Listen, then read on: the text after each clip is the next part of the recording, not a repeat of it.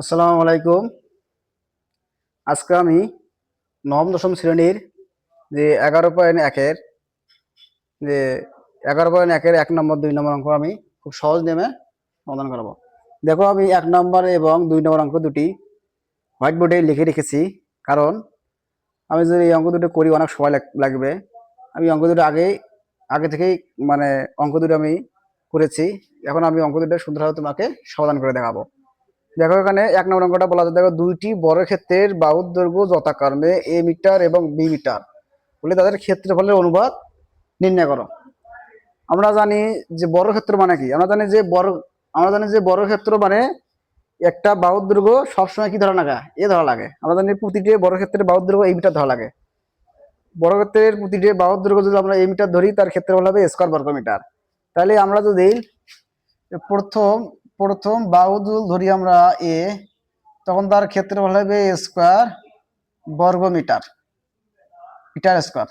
ঠিক আছে? তাহলে আমি এখানে দেখো, সমাধান 1 নম্বর দেখো, ধরি প্রথম বর্গক্ষেত্রের বাহুর দৈর্ঘ্য হচ্ছে এই মিটার।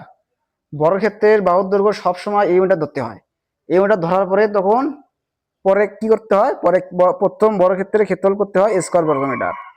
দেখো, আমি ধরে নিচ্ছি যে প্রথম বর্গক্ষেত্রের বাহুর দৈর্ঘ্য হচ্ছে এই মিটার, সুতরাং প্রথম বর্গক্ষেত্রের ক্ষেত্রফল হচ্ছে স্কয়ার বর্গ মিটার। তার মানে এটা কি হবে হলো, তার মানে আমরা যদি ধরি এ গুণন কত এ, তাহলে এ গুণ করলে হয় এ স্কয়ার।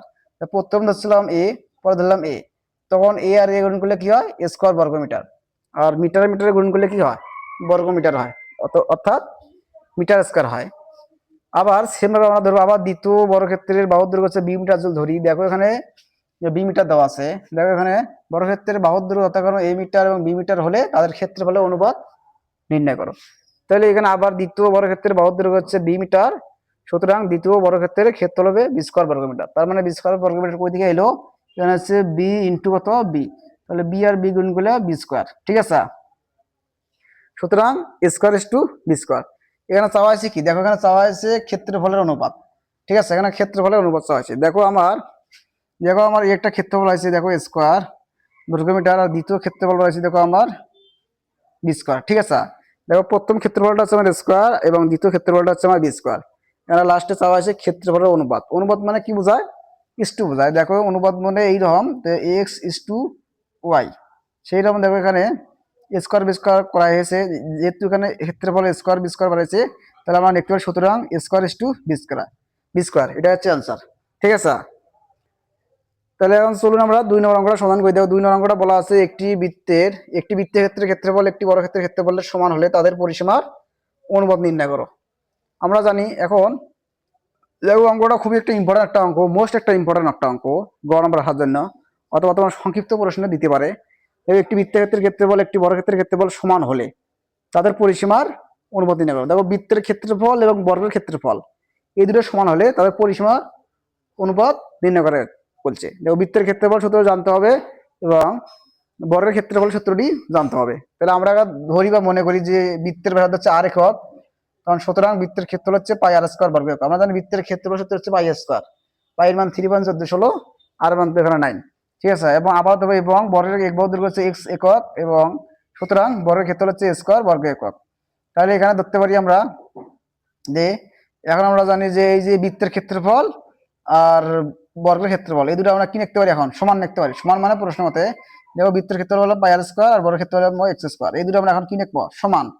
তাহলে এখানে বৃত্তের ক্ষেত্রফল হচ্ছে পাই আর স্কয়ার ইকুয়াল বর্গের ক্ষেত্রফল হচ্ছে এক্স স্কয়ার।